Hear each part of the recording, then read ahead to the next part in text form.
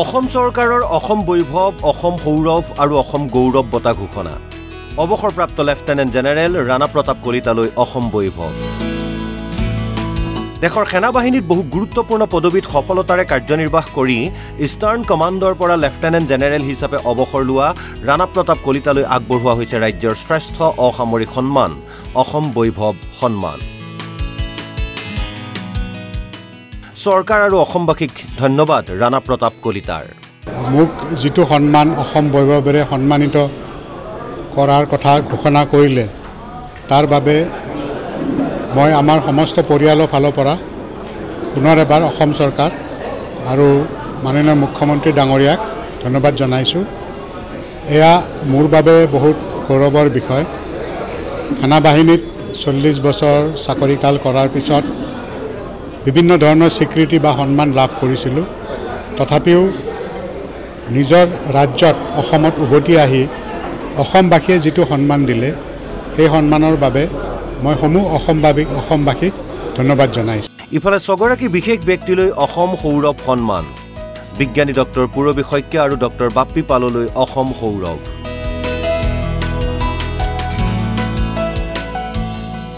বেনাৰস হিন্দু বিশ্ববিদ্যালয়ৰ উদ্ভিদ বিজ্ঞান বিভাগৰ সহযোগী অধ্যাপিকা লখিমপুৰৰ জীয়ৰী ডক্টৰ পূৰবী শইকীয়া আৰু গুজৰাটত কৰ্মৰত হোজাইৰ ডক্টৰ বাপী পালে বিগত বৰ্ষত লাভ কৰিছিল দেশৰ প্ৰসিদ্ধ শান্তিস্বৰূপ ভাটনাগৰ বঁটা। অসম সৌৰভ লাভ কৰি চৰকাৰ আৰু মুখ্যমন্ত্ৰীক ধন্যবাদ ডক্টৰ পূৰবী আৰু ডক্টৰ বাপীৰ। যি নেকি অসমৰ দ্বিতীয় সৰ্বোচ্চ অসামৰিক বঁটা, তাৰ বাবে মোৰ নামটো মনোনীত কৰাৰ কাৰণে মই অসম চৰকাৰ আৰু আমাৰ মাননীয় মুখ্যমন্ত্ৰী ডাঙৰীয়া ডক্টৰ হিমন্ত বিশ্ব শৰ্মাদেৱক মই মোৰ ফালৰ পৰা আন্তৰিক ধন্যবাদ জ্ঞাপন কৰিছোঁ। অসমীয়া জীয়ৰী হিচাপে অসম চৰকাৰে দিয়া এই স্বীকৃতিত মোৰ লগতে মোৰ পৰিয়ালবৰ্গ, মোৰ বন্ধু বান্ধৱ, মোৰ ওচৰ চুবুৰীয়া সকলো নথৈ আনন্দিত হৈছোঁ। অসমৰ নাম বিশ্ব দৰবাৰত জিলিকাবৰ বাবে মই মোৰ প্ৰচেষ্টা সদায়ে জাৰি ৰাখিম। কালি মই নিউজটো পাই বহুত আনন্দিত। মই ভাবা নাই কেতিয়া যে ইমান ডাঙৰ ৰিকগনাইজেশ্যন মই পাম। অসম গভৰ্ণমেণ্টে মোক ৰিকগনাইজ কৰিছে। মই থেংকফুল অসম গভৰ্ণমেণ্ট আৰু along with doctor Himanta Biswa Sarma ছাৰক যে মোৰ কামক ৰিকগনাইজেশ্যন কৰিছে, ছায়েন্সক ৰিকগনাইজেশ্যন কৰিছে। ইফালে বিশিষ্ট গীতিকাৰ, নাট্যকাৰ, পৰিচালক হেমন্ত দত্তলৈ অসম সৌৰভ। আজীৱন শিল্প সংস্কৃতিৰ চৰ্চা কৰা বৰেণ্য অসমীয়াজনে ক'লে স্বীকৃতি পালে ভাল লাগে। কোনোবাই যদি প্ৰশংসা কৰে স্বীকৃতি পোৱা যেন লাগে যে মোৰ কৰ্মৰ যেন স্বীকৃতি পালোঁ। গতিকে এইটোতো আৰু ডাঙৰ কথা যে এখন চৰকাৰে এটা স্বীকৃতি দান কৰিছে, সেইটো আৰু ডাঙৰ কথা, আনন্দৰ কথা। মই এই হেঁপাহতে এই আনন্দটোতে মই আচলতে মোক বৰ্তমান অসম চৰকাৰৰ মুখ্যমন্ত্ৰী মাননীয় মোৰ মৰমৰ হিমন্ত বিশ্ব শৰ্মাদেৱক মই ধন্যবাদ জনাইছোঁ। তাৰোপৰি বিশিষ্ট শিল্পী দীপেন বৰুৱা, ক্ৰিকেটাৰ উমা চেত্ৰীলৈও অসম সৌৰভ বঁটা। টাটা কনচালটেন্সি ছাৰ্ভিচেছৰ প্ৰাক্তন চেয়াৰমেন ডক্টৰ সুব্ৰমণিয়ম ৰামাদুৰাইলৈও আগবঢ়োৱা হৈছে অসম সৌৰভ বঁটা। ইফালে ৰাজ্যৰ 13 গৰাকী ব্যক্তি আৰু 3 প্ৰতিষ্ঠানলৈ অসম গৌৰৱ বঁটা। সমাজৰ বিৰুদ্ধে যুঁজ কৰি হ'লেও সগুণ সংৰক্ষণ কৰি আহিছে ঢকুৱাখনাৰ ফুলেশ্বৰী দত্তই, আৰু ফুলেশ্বৰী দত্তলৈ আগবঢ়োৱা হৈছে এই বঁটা।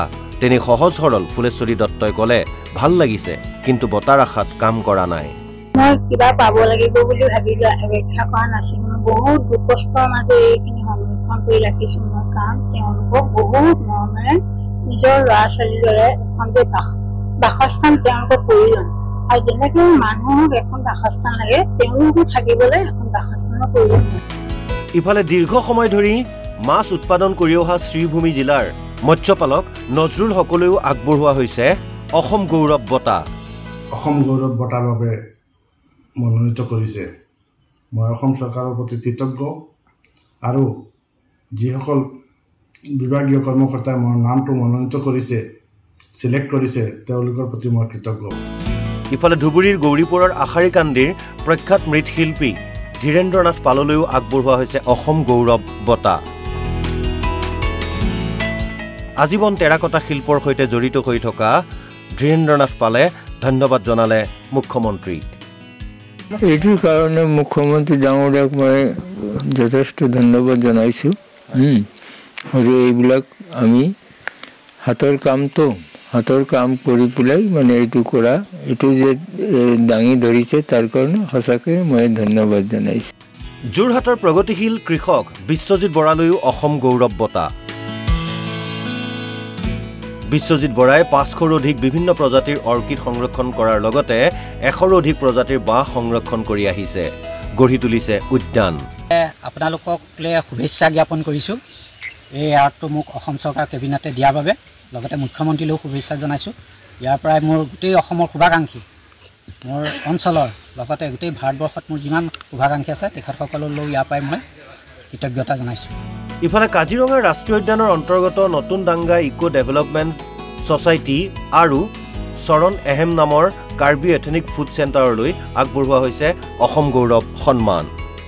লাগিছোঁ, বহুত আনন্দ পাইছোঁ। অসম চৰকাৰক বহুত বহুত ধন্যবাদ দিছোঁ। আমি সপোনতো ভবা নাই যে আমি ইমান ডাঙৰ সন্মান পাম বুলি। বহুত বহুত ধন্যবাদ দিছোঁ অসম চৰকাৰ। অনুভৱ মানে আমাৰ আনন্দৰ জোৱাৰ উঠিছে আৰু আমাৰ এই চৰণ এহেমৰ সকলো সদস্যাই আমি খবৰটো পাই যথেষ্ট মানে এনেকুৱাকৈ হৈছোঁ, মানে আমি কি আনন্দৰে মানে আমি এটা মনৰে প্ৰকাশ কৰিব পৰা নাই মানে। ইফালে অসম গৌৰৱ বঁটা লাভ কৰিছে কোকৰাঝাৰৰ বৰলাংফা নাৰ্জাৰীয়ে। বহু বছৰ ধৰি বড়ো সংস্কৃতিৰ প্ৰশিক্ষক আৰু থলুৱা বাদ্যযন্ত্ৰ নিৰ্মাণকাৰী বৰলাংফা নাৰ্জাৰী এগৰাকী প্ৰখ্যাত শিল্পী। চৰকাৰৰ এই ঘোষণাৰ পিছতেই তেখেতক বিভিন্ন দল সংগঠনে শুভকামনা জনায়।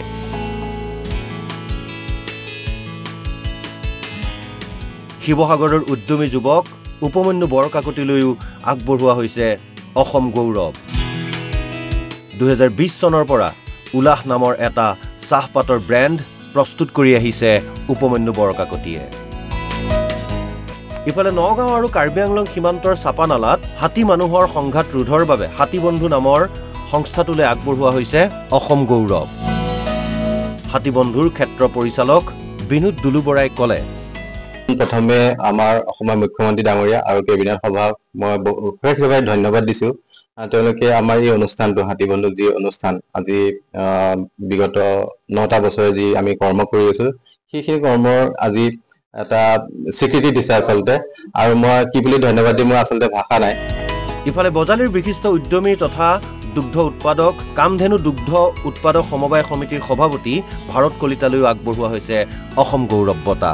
অসম চৰকাৰক বিশেষকৈ চিফ মিনিষ্টাৰক মই ধন্যবাদ জনাইছোঁ, লগতে আমাৰ কেবিনেট মিনিষ্টাৰকো ধন্যবাদ জনাইছোঁ, আৰু লগতে আমাৰ জিলাৰ DC মহোদয়ক মই ধন্যবাদ জনাইছোঁ। আমাৰ পৰিকল্পনা হৈছে যে প্ৰত্যেক গাঁৱতে প্ৰত্যেকটো নিবনুৱাকে যাতে আমি ইয়াত নিয়োজিত কৰিব পাৰোঁ, আৰু ইয়াৰ দ্বাৰাই যাতে প্ৰত্যেকৰে মানে ভাগ মোকলোৱাৰ এটা ব্যৱস্থা হয়, সেইটোৰ কাৰণে আমি আগবাঢ়ি যাম। Bureau report NB news.